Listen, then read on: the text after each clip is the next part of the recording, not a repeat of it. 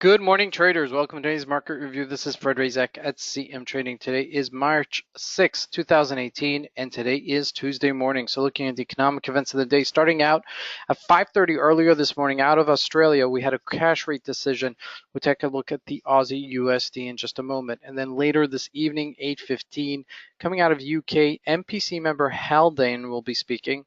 And then lastly, as a follow-up to today's cash rate decision at 11:35 this evening, which is the following day in Australia, Royal Bank of Australia Governor Lowe will be speaking in regard to the cash rate decision. So just a couple of important information just to realize that this week is the expirations for the CFDs that are indices and some of the commodities. So just be sure to roll them over if you do intend to keep those positions open. Okay, they include the Dow Jones, the JSC, and to the June contracts. And then secondly, NFP this Friday, major number coming out. It is the first quarter, even though we've had several NFPs coming around, but with the rotation in the markets last February and a little bit of a bounce that we've had in the Dow Jones, I do believe it'll be an important event. So make sure to to be alert to it this Friday.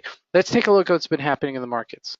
So we're jumping here into the Euro USD, and as you can see, we're developing this shorter, if you call it, trading range between 123.60-ish level and 122.89. So yesterday we were just testing it yesterday, and sure enough, we made the rally into the upper 23.60-ish level. So that was a nice rally yesterday if you did catch it. Now what it looks like is that we're developing a upside down head and shoulders. Okay, let's just take a look at that. That would be one shoulder, this would be the head, and this would be the subsequent shoulder.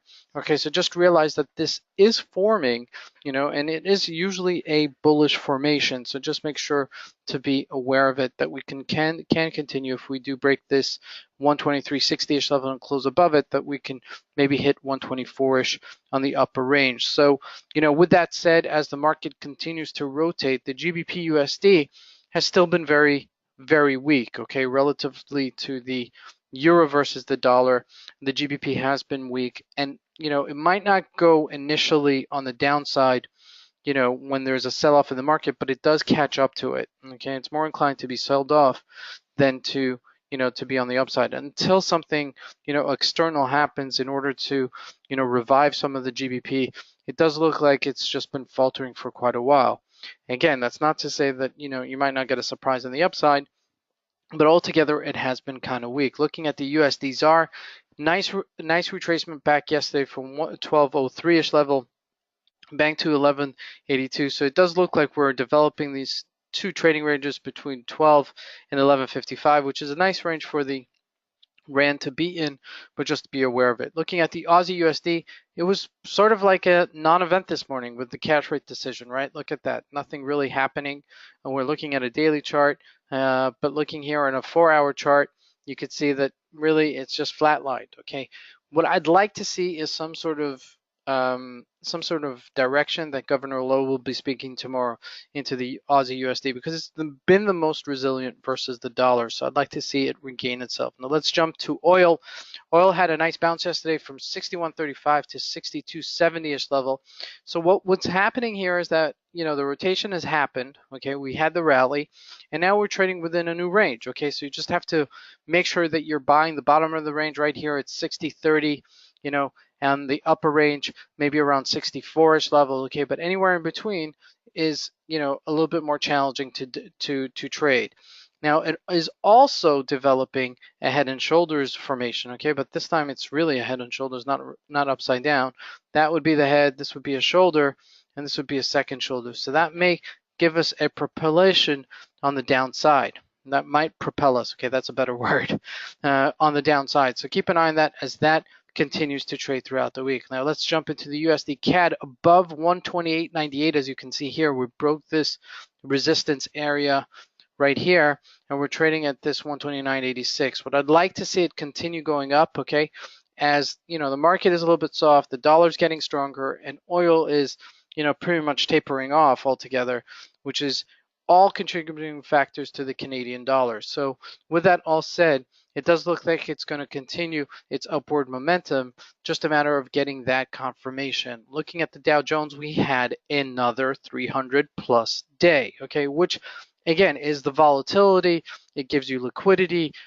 Guys are making easy $1,000 to $3,000 trading intraday on the Dow Jones these days. And it's really because there's momentum, there's follow through. Okay, it's not just the market is going up, it's also the stocks that are going up, and you can trade them here on the system and don't always cover them on our review. However, you see that the resiliency is there. You see that the market is strong. At 24,300-ish level, it was a great buy, and sure enough, we rallied yesterday into 24,900. Now again, in the grander scheme of things, we're only down 1,600 points from our all-time highs. Now, it does look like it did, sell it off, and it made it look like it's weak, and then you get a Monday like yesterday where you bounce 300 points. So you really just got to be in it on the short term, okay? Not necessarily taking overnights. We are up a few handles this morning. We were up 50 handles earlier this morning. So, altogether, the market has been resilient. It is a go-to. It is an index market. Now, looking at the DAX, we called this out yesterday. On the RSI, we were just breaking the 30 right here on the bottom level, and sure enough, we got that confirmation and we flew, okay? If you did get into that, fantastic, good for you, and you made some money. And as we speak, the market is actually gapping up this morning, so I'd like to see some of these barriers broken to get back on track. I think March, April, we will do that. Maybe May will sell off a little bit as the market continues to trade. This is Fred Razak. I want to wish you guys a great trading day.